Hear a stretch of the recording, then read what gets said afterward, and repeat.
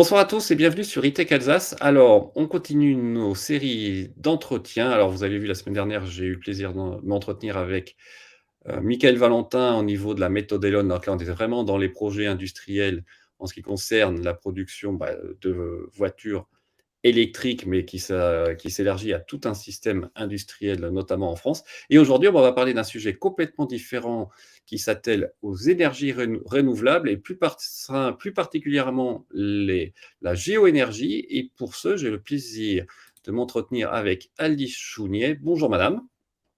Bonjour monsieur, Merci beaucoup d'avoir accepté l'invitation. avec plaisir. Alors, en fait, j'ai vu votre interview au départ sur France Info, où vous aviez été, demandé pour parler justement de la géoénergie dans un contexte très particulier, hein, qu'on peut mettre en perspective. C'est-à-dire qu'il y a une nouvelle loi, enfin, le Sénat a adopté une programmation, on va dire, énergétique, nouvelle pour promouvoir différents types d'énergie renouvelable, notamment, la géoénergie avec et ça, c'est ça qui va intéresser nos abonnés, qui a une nouvelle, enfin, dès le 1er mars, il y a un crédit d'impôt qui peut être attribué à tous les particuliers de 5 000 €, quel que soit votre niveau de revenu. Ça peut être même beaucoup plus haut suivant votre, niveau de revenu. Et donc je trouvais intéressant de présenter, même si vous, on va parler de votre société qui s'appelle Geosophy, est spécialisée pour les bâtiments et l'industrie, hein. C'est pas pour les particuliers pour installer des systèmes de géoénergie. Mais je trouvais quand même intéressant d'avoir le cadre réglementaire avec vous. Quel est le potentiel de ces énergies renouvelables, à la fois pour l'entreprise ou les bâtiments, même publics, je suppose que vous avez aussi des bâtiments publics qui sont intéressés, et puis aussi, bien sûr, les particuliers, parce que finalement, c'est le même système, hein. Donc, je vous laisse vous présenter, quel est votre parcours, et puis qu'est-ce que Géosophie? D'accord. Alors, donc moi je suis physicienne de formation, donc et après ma thèse, moi je rejoins une entreprise, de services pétroliers, qui s'appelle Schlumberger, donc qui vient aussi d'Alsace, pour laquelle j'ai travaillé, d'abord en Allemagne, dans les opérations de forage et ensuite en France en recherche et développement. Et puis à un moment dans ma carrière, j'ai décidé qu'il était temps de passer à autre chose, tout en restant dans le sous-sol. Et c'est comme ça que ma transition, vers la géoénergie, s'est produite avec, donc la cofondation de Géosophie il y a bientôt 5 ans.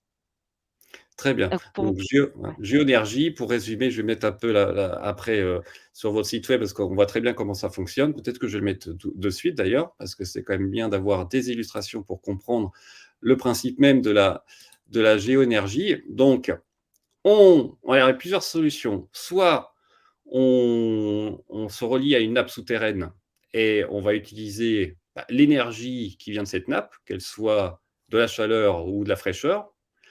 Soit on a un système d'échangeurs souterrains, j'espère qu'on le voit bien sur l'écran, où là, on a des tuyaux qui vont dans la terre pour aller récupérer, la chaleur.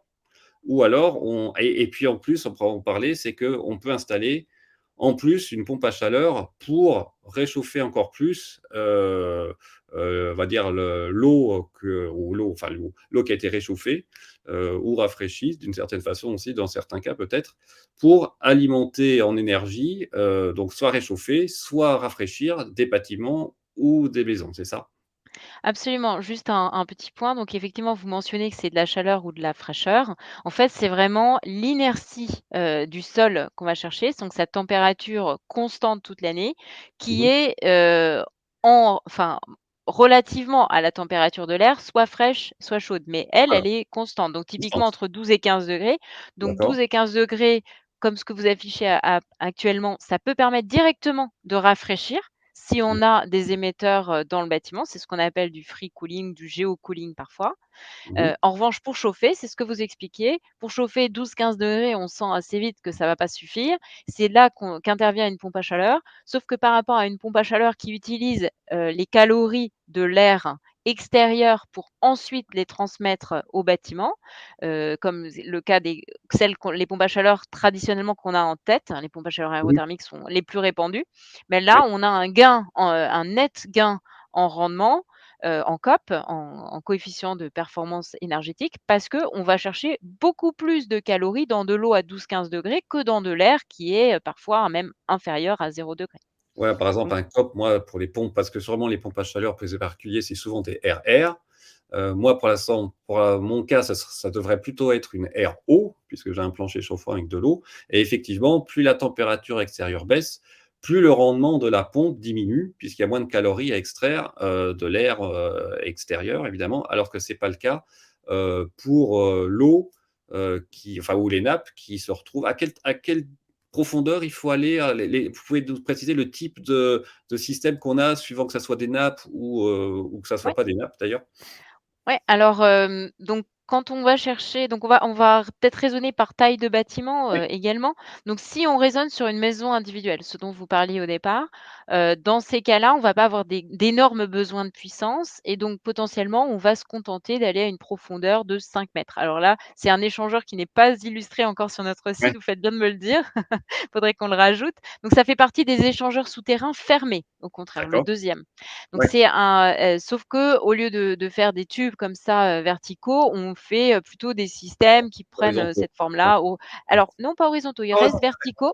Ils d'accord. restent verticaux dans des tranchées, donc soit des corbeilles, soit ce qu'on appelle des murs géothermiques, Mmh. mais ils restent donc à des profondeurs, on va dire 5 mètres. D'accord. Maintenant, si on va chercher l'eau d'une nappe, et ben là, c'est hyper variable. En fonction de l'endroit où on se trouve, par rapport à la présence d'une nappe, ça peut être, comme c'est le cas en Alsace, si on n'est pas très loin du Rhin, on peut Voilà. aller à quelques mètres, de Absolument. profondeur, et on a énormément d'eau avec énormément de puissance. Donc là, typiquement, on parle, de débit, de 100 mètres cubes heure. Donc enfin, c'est Énorme. gigantesque, hein, c'est voilà. Mais si on a une nappe, on se trouve dans un endroit où la nappe est à 40 mètres, on va aller la chercher à 40 mètres, ce qui est le cas, par exemple, à Paris. Donc c'est hyper dépendant de la géographie, de l'endroit où se situe la nappe.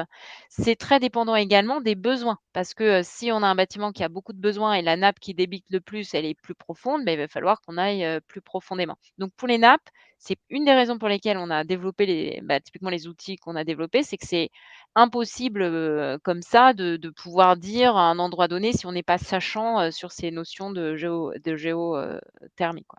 Après, il y a l'aspect, sonde, donc Mmh. là, on parle, des échangeurs, en U. Ces échangeurs en U, en France, du fait du cadre réglementaire, on peut aller jusqu'à 200 mètres sans avoir de complexité administrative. Donc D'accord. pour vous donner un ordre d'idée, c'est en général, c'est des échangeurs qui font entre 100 et 200 mètres, pour répondre à votre question de profondeur. Très bien. Alors peut-être qu'on peut préciser aussi que, par exemple, parce que moi je suis plutôt dans le cas du particulier, mais je pense que ça s'applique aussi aux bâtiments. L'étape initiale quand même, au départ, c'est quand même d'isoler sa maison, on va dire, d'avoir quand même une maison qui soit efficace de manière, énergétique. Et ne pas faire le chemin inverse, c'est-à-dire avoir un système de chauffage qui est très performant et avec une maison passoire. Si je peux résumer un peu ça comme ça, puisque, c'est parce qu'il y a des gens malheureusement, pour l'instant, on a l'impression que des fois que les aides sont plus au niveau du système de chauffage, mais je pense qu'il faut quand même faire les choses dans le bon ordre. C'est-à-dire on isole d'abord sa maison et après, si on va vraiment avoir quelque chose d'hyper optimisé, on passe à un système de chauffage, avec des énergies renouvelables. Est-ce que vous êtes d'accord avec ce Oui, principe? alors absolument, donc à la fois d'un point de vue énergétique, c'est clairement, ce à quoi il faut réfléchir. En premier, on empêche enfin toute l'énergie qu'on ne consomme pas, c'est quand même la meilleure toujours et ensuite, on peut le voir aussi d'un point de vue du confort parce que, Ouais, la plupart des pompes à chaleur, elles sont limitées en termes de régime de température. Si on est vraiment sur une passoire thermique, souvent, c'est des régimes de température à 80 degrés et encore, on n'est pas bien, même ouais, avec ces régimes de température élevés et donc si on change simplement la source, ça va pas tout résoudre. Après tout ça, c'est des grandes généralités. Il y a évidemment du cas par cas. Nous, ça nous arrive de travailler sur des bâtiments classés, par exemple, ou des choses en fait, il y a des fois où, en fait, il y a pas tellement d'options. On peut isoler uniquement par l'intérieur et encore, il y a des ouais, moulures et cetera. Donc il y a toujours des cas particuliers, mais le cas général, vous avez raison, 1er réflexe, isoler. très bien. Alors, je propose qu'on montre, sur votre site maintenant concrètement pour les entreprises, ça c'est très intéressant. On peut aller sur votre site, vérifier où on habite. Alors donc, par exemple, j'ai pris, la fameuse mairie de Mulhouse connue, mondialement. Quel est le type, la topographie du terrain, c'est ça? Le type de terrain qu'on a, si c'est compatible parce que tous les terrains, toutes les terres, si je peux dire, ne sont pas compatibles avec la géoénergie, c'est ça? Exactement. Alors, ce que vous pouvez faire sur votre site, d'ailleurs, que vous soyez particulier ou pas, ça marche pour tout le Ouais, monde, c'est gratuit, cette première étape-là. Mais c'est vrai qu'elle n'a vraiment d'intérêt avec ce qu'on se disait que pour, des bâtiments pour lesquels on envisage d'aller au-delà des 5 à 10 mètres, dont je parlais, vraiment au départ. Quand on se pose la question de faire des forages, ce que vous êtes en train de montrer, c'est que on regarde quels sont les risques géologiques à un endroit donné et typiquement pour simplifier, ah, donc du vert au blanc, ça va bien se passer. En jaune et rouge, ça va enfin, on va évidemment vous indiquer que là, il y a des risques importants. Donc je ne sais pas, quels sont les alors on sait pas risques, lesquels. pour la mairie de Mulhouse, mais on est dans une zone, ça fait partie des 10 du territoire français pour lesquels il existe des risques qui ont été catégorisés par le Bureau des ressources géologiques et minières comme majeurs Oui, et donc vous n'aurez pas la possibilité de vous équiper quand c'est ce cas-là, en restant dans un cadre simplifié parce que ce cadre simplifié a été, justement fait, mais uniquement pour les cas non problématiques. Donc très bien. voilà, Eh ben, c'était un précisons, comme ça au exemple, moins on a un exemple concret, voilà, quand c'est plus compliqué, au moins on le sait. Alors c'est c'est intéressant ça. d'ailleurs qu'on ait ça parce que vous êtes peut-être pas au courant, mais l'agglomération de Mulhouse a préparé un programme de plusieurs, je crois que c'est au moins 100 millions d'euros, pour récupérer la chaleur, non pas du sous-sol, mais de l'industrie. Et je pense que donc c'est peut-être pour ça d'ailleurs qu'ils sont développés plus vers cette technologie, pour récupérer toutes les industries, parce qu'il y a pas mal d'industries qui produisent beaucoup de chaleur autour de Mulhouse, et cetera. Ils vont récupérer cette chaleur-là pour alimenter donc une grande partie de l'agglomération et d'un Hameau en eau chaude. Donc c'est un autre système par exemple, mais ça marche aussi très bien, c'est de l'énergie qui n'est pas perdue en fait. Voilà. Absolument. Alors, ah, je peux pas on peut pas là, on a fait une adresse. Ouais, Il faut savoir que ces risques, ils sont très localisés. d'accord. Donc là, c'est pas nécessairement l'intégralité de Mulhouse Oui. et heureusement pour les habitants de Mulhouse qui va sortir, avec ces risques-là. Là, ça varie, hein, vraiment d'une adresse à l'autre. Mais en effet, de toute façon, ce que vous dites, ça reste vrai. C'est-à-dire, il faut, chercher toutes les bonnes idées qu'on peut avoir. De toute façon, il n'y a pas une solution universelle. Il faut toutes les mettre en œuvre. Alors, si on revient un peu pour le particulier, est-ce que vous pouvez quand même nous donner une petite indication? Vous, c'est plutôt pour les bâtiments. Le coût, évidemment. Maintenant, on voit qu'on a 5 000 € d'aide de crédit d'impôt, quels que soient ses revenus. Ça peut monter jusqu'à 16 000 pour les particuliers. Est-ce que vous avez une idée quand même du coût? Parce que c'est quand même des travaux, il faut installer ça, il faut avoir un jardin quand même. Quelle est la surface d'ailleurs qu'il faut, de manière générale? Suivant, alors je pense que pour une maison individuelle, il ne faut pas non plus 500 carrés ou 600 carrés de terrain, mais heu, voilà, je pense que c'est les grosses questions, le coût et puis techniquement, quelle surface il faut pour pouvoir installer un système de géoénergie? Oui, alors, bah, on va parler des systèmes compacts du coup qui seront quand Oui, même privilégiés. ouais, Du coup, ces systèmes compacts, typiquement, il faut compter, 1 kilowatt de puissance pour, quelques mètres. Alors là, de mémoire, c'est 4 mètres. Alors je vous avoue quand même que je suis pas à vérifier, mais c'est l'ordre de grandeur. Donc c'est des d'accord. échangeurs qui font à peu près, qu'on va mettre en tranchée comme ça. Donc il faut imaginer chaque kilowatt dont on a besoin, il faut 4 mètres. Après, on n'est pas obligé de tout couvrir, mais souvent pour des Oui, particuliers, on va devoir tout couvrir. Donc il faudra peut-être en mettre 2, 3, en fonction après de la surface et en termes de coût, bah, le coût, c'est à peu près en général, le coût des forages est à peu près identique au coût de la pompe à chaleur. Donc c'est vrai d'accord. que ces aides-là sont bienvenues parce que, jusqu'à présent, en fait, il y avait que la pompe à chaleur qui était subventionnée et là, maintenant, si on a une partie pour les forages, bah, ça permet de largement contribuer à l'effort. Exactement. Alors peut-être que je peux montrer d'ailleurs le site du ministère, hein, de l'énergie renouvelable, sur l'écran. J'espère qu'on va le voir. Voilà, pour montrer concrètement là à ceux qui nous suivent, les aides qu'on a. Donc c'est bien marqué ici, quel que soit le niveau de revenu, on a 5 000 € et avec d'autres aides, donc que je connais pas, mais il faudra que je me renseigne plus à même, on peut monter jusqu'à 16 000 suivant votre revenu fiscal de référence. Donc c'est quand même ça peut être quand même très intéressant et on voit que l'objectif, hein, c'est d'augmenter de 40 le nombre de projets de la géothermie aux géoénergies. Alors là, c'est profonde, donc c'est un peu plus Alors différent c'est évidemment, mais il y a quand même je crois que c'était au début, c'était marqué ici, quand même, il y a aussi un but d'augmenter le nombre d'installations d'ici 2050. Enfin bon, je pense qu'il y ouais, a il y a oui, une oui, alors en géoénergie, pour le coup, le plan, prévoit pour la partie de surface, de nous équiper en France de 100 TWh d'ici 15 ans et ça représente à peu près 20 du chauffage et du rafraîchissement de nos bâtiments. Sachant qu'aujourd'hui, pour vous donner un ordre de grandeur, on est à 1 et que ces Ah 20 oui, ils sont déjà atteints par d'autres pays qui s'y sont mis depuis les années 70 comme la Suède. Donc c'est pas comme la Suède, impossible du tout. très bien. Voilà, eux, dès le premier choc pétrolier, en fait, ils s'y sont massivement mis et notamment pour des particuliers. Donc il y a pas, on n'a pas de enfin, on a juste du retard, mais il y a pas d'impossibilité technique, majeure.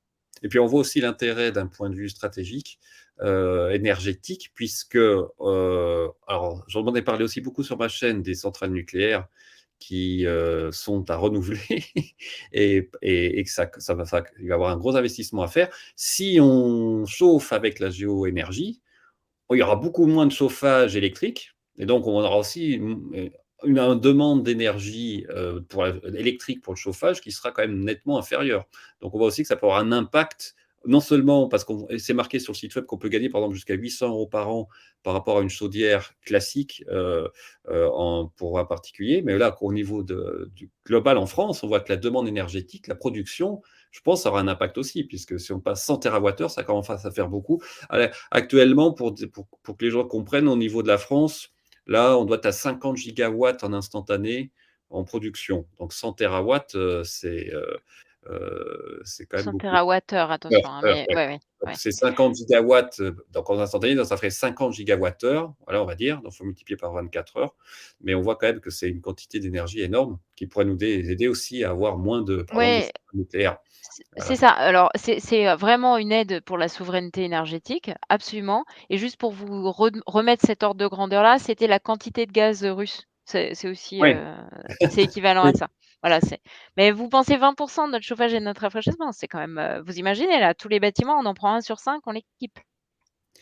Absolument et en plus, c'est comme un système, on va dire, fiable, puisque c'est un système de tuyaux au départ, donc je suis bon dehors quand même que c'est quand même fiable. Bon, on peut en parler aussi, hein. On va pas aller recreuser pour aller changer un tuyau au bout de 5 ans parce qu'autrement, ça serait comme un problème et après, c'est un système de circulation d'eau, en fait, plus la pompe à chaleur. Ça, enfin, donc ça peut être C'est soit ça. une pompe à chaleur eau-air ou eau-eau, c'est ça? Parce que ça dépend comment on veut chauffer le bâtiment. Ouais, alors en général, c'est eau-eau. Oh, oh, d'accord. Dans les C'est bâtiments, oui, parce eau-eau, qu'il y a les systèmes, il y a les radiateurs classiques ouais, à eau et donc on refait circuler l'eau, c'est heu, ça. donc d'accord. Moi, par exemple, ce serait un Des système radiateurs ou des ventiloconvecteurs. Enfin, vous savez, dans oui, les bâtiments, tertiaires, ils ont des ventiloconvecteurs ou alors effectivement des planchers, comme on parlait. Ça, c'est encore mieux parce que c'est des régimes de température qui sont plus bas, ce qui oui. fait que les COP, les coefficients de performance des équipements sont encore meilleurs puisque on a moins de travail à faire pour passer de 12-15 degrés jusqu'à un 35-40 degrés comme le font aujourd'hui les planchers, actuels. C'est exactement ce que j'ai chez moi. Par exemple, malheureusement, j'ai pas de système de pompe, à chaleur, j'ai une chaudière à condensation, mais j'ai un système de plancher chauffant avec de l'eau. Donc là, ça serait, une pompe, eau-eau, en fait, avec une température stable. Comme vous l'avez dit, c'est autour de 25-30 degrés et ça suffit pour avoir une température, vraiment stabilisée dans la maison, donc c'est un système que personnellement, j'apprécie beaucoup, le système de plancher chauffant. C'est vraiment très Ouais. agréable. Plancher chauffant et rafraîchissant. Ça, c'est le truc qui peut être intéressant, c'est qu'en plus, avec le sol, vous aurez ce froid gratuit et c'est vrai qu'on a tendance à oublier le Ah oui, rafraîchissement, alors que absolument. c'est, un problème de plus en plus enfin, ça va devenir encore pire avec le dérèglement climatique et donc c'est un le très gros avantage du sol, c'est vraiment la seule énergie renouvelable qui fait du rafraîchissement. Et on a une idée de dans quelle température il faut, par exemple, d'un sol? Est-ce que vous faites des simulations comme ça pour les bâtiments? Par exemple, je sais pas, il fait 30 degrés dehors. Quelle est la température du sol qu'il faut, rafraîchi, on va dire, pour avoir une température acceptable? Parce que bon, je pense pas qu'il faut avoir 10 degrés au sol parce qu'autrement on va se mettre 3 paires de chaussettes. Mais ça doit être quoi? 20 degrés, quelque chose comme ça? 18-20 degrés, la température du sol, Qui circule dans les planchers? Oui, Mais si, vous pouvez faire circuler du 12, d'accord. 12-15, ça fonctionne. Après, vous êtes pas directement sur votre tuyau, Voilà, hein, il y a quand bien même sûr. toute l'inertie après de la masse, et cetera. Donc non, on peut vraiment le faire circuler directement à la température qu'on va chercher. Pensez à votre cave, sinon l'autre image, c'est vous allez dans votre cave, il fait frais, vous êtes bien. Là, c'est pareil, vous faites circuler de l'eau dans le sol, cette eau, elle repasse ensuite dans votre bâtiment et elle vous permet d'avoir une température rafraîchie. Alors, si on a besoin de faire une climatisation active, Mmh. Là, dans ces conditions, on va passer avec des systèmes qui seront à plus basse température. On aura à nouveau besoin d'une pompe à chaleur. Typiquement, on sera sur des D'accord, systèmes, les ventiloconvecteurs qui sont, des régimes de température, 5-9 degrés, enfin d'accord. jusqu'à ou 12 également. Mais donc là, on aura besoin d'avoir un froid actif, mais de même, notre COP sera bien meilleur parce qu'on part de 12 degrés, on part pas d'un air à 30 degrés à l'extérieur. Et puis à titre personnel, je préfère largement parce qu'en été, quand il fait très chaud, système de clim, donc air-air, on a l'air froid. On a tous connu ça. On va au restaurant, on est juste en dessous du truc de clim, on se: «Oh là là, je vais me prendre l'air froid pendant tout le repas», c'est pas très agréable, quoi. Alors que là, c'est sûr que bon, c'est diffus, on s'en rend pas compte d'une certaine façon. C'est un Absolument. Beh, rafraîchissement un peu, enfin, on sent pas l'air froid monter du du sol. C'est complètement, transparent, si je puis dire. non, mais c'est ça, vous avez raison, quand on regarde, en termes de confort, qu'est-ce qu'il faut pour le confort? Il y a pas unique c'est pas uniquement la température de l'air qui est importante, c'est effectivement son flux, c'est effectivement ce que vous disiez sur les surfaces. En fait, être à côté d'une surface, fraîche, c'est bien plus agréable, même si la température de l'air est plus élevée, on est bien mieux que quand on a quelque chose qui nous souffle en permanence, de l'air froid. Très bien. Écoutez, c'est très intéressant. Alors, pour dire la vérité, c'est quand même un peu compliqué, on en a parlé un petit peu avant. Pour les particuliers, pour l'instant, il faut trouver des personnes qualifiées pour faire le forage. Vous pouvez peut-être en parler un peu. Il faut avoir les assurances requises. Il faut pouvoir planifier ça en temps et en heure et puis il faut quand même, avoir une idée du de la puissance qu'il faut pour soit chauffer, soit, rafraîchir son bâtiment. Enfin, au niveau du particulier, je veux dire, c'est quand même moins facile pour le particulier d'aller dans des telles, démarches à l'heure actuelle, on va dire, que juste installer, une pompe à chaleur, par exemple. Oui, alors, bah, en fait, c'est pour tout le monde le cas, je dirais. Il y a pas que D'accord. les particuliers. En fait, aujourd'hui, ça nécessite quand même c'est des systèmes assez techniques et tous les chauffagistes ne sont pas à même de pouvoir, conseiller ou équiper parce qu'il y a justement un besoin de connaissance du sol qu'ils n'ont pas nécessairement. Donc, ayant dit ça, il y a quand même beaucoup de choses qui sont en place et avec une filière qui est structurée. C'est vrai que, bah, par exemple, là, vous parliez des particuliers, mais il y a quand même pour les plus gros bâtiments, les particuliers parfois habitent dans des Mmh. copropriétés. Pour Ouais, des plus gros bâtiments, il y a la possibilité de faire appel à une autre enveloppe qui s'appelle le fonds chaleur, donc qui sont des d'accord. subventions qui peuvent prendre en compte, typiquement entre 30 et jusqu'à 40 du montant des forages. Donc ils peuvent bien aider également financièrement les particuliers qui ont été revalorisés encore, hein, ces enveloppes, récemment et enfin les particuliers ou enfin les membres d'une copropriété dans ce cas-là. Mais au-delà de ces aspects financiers, il y a effectivement tous les aspects d'expertise. Donc que ce soit, bah, déjà pour imaginer cette solution, enfin, Mmh. très franchement, c'est pour ça qu'au départ, on s'est lancé Bien dans sûr. l'entreprise dans Géosophie, parce qu'on s'est rendu compte que beaucoup de nos clients potentiels n'avaient aucune idée de leur potentiel, de combien ça allait coûter, du fait de ce manque d'expertise globale qu'ils avaient, face à cette technologie et donc il y a des choses qui sont en train d'être mises en place. Hem, mmh, pour, également rebondir sur les aspects d'assurance que vous évoquiez dans votre question, pour les nappes notamment qui sont, quand même, parmi les systèmes, on va dire les plus industriels, parmi les différents systèmes Mmh. qu'on a listés tout à l'heure, ceux qui nécessitent la plus grande vigilance et la plus grande expertise. Pour les forages sur nappe, il existe une assurance qui s'appelle Aquapac, qui a 2 volets. Un volet au niveau de la recherche, pour s'assurer qu'on a bien la Voilà. ressource souterraine qu'on anticipait, puis un volet pour la pérennité, parce que tous ces forages peuvent durer, s'ils sont bien entretenus, entre 50 et 60 ans.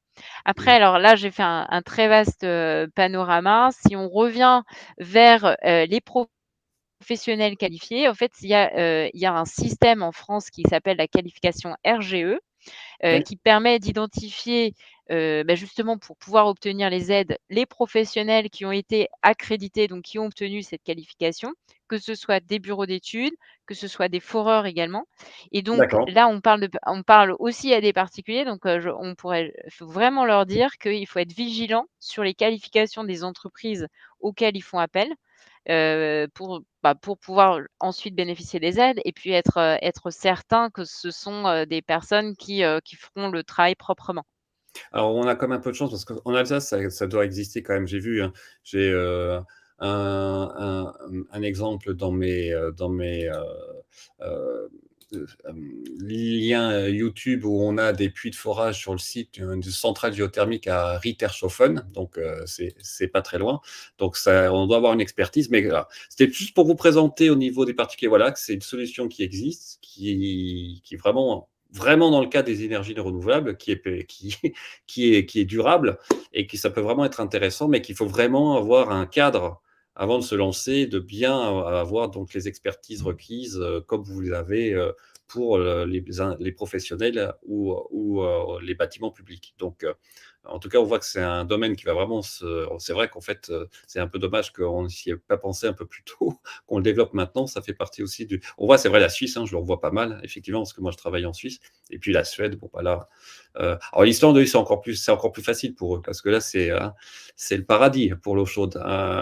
Donc là, au niveau d'énergie, bon après il y a quelques inconvénients quand même. Il y a quelques petites éruptions de temps en temps. Mais on voit C'est tout ce ça. potentiel et on a tout le potentiel qu'il faut pour développer cette énergie, heu, en France. Donc, écoutez, je pense qu'on a fait le tour de la question. Merci beaucoup pour avoir présenté votre société, puis le concept même de géoénergie qui est à la fois pour chauffer, mais aussi rafraîchir. Euh, Si mes abonnés ont des questions, bah, n'hésitez pas à les laisser sur ma chaîne, je pourrais vous les transmettre s'il y en a qui sont d'intérêt pour mes abonnés, parce que je pense qu'il y aura pas mal de questions. Et sur ce, je vous propose qu'on reste juste quelques instants après la fin de l'interview. Et donc, je vous souhaite une très bonne soirée à tous et on se dit à très bientôt sur E-Tech Alsace. À bientôt, au revoir.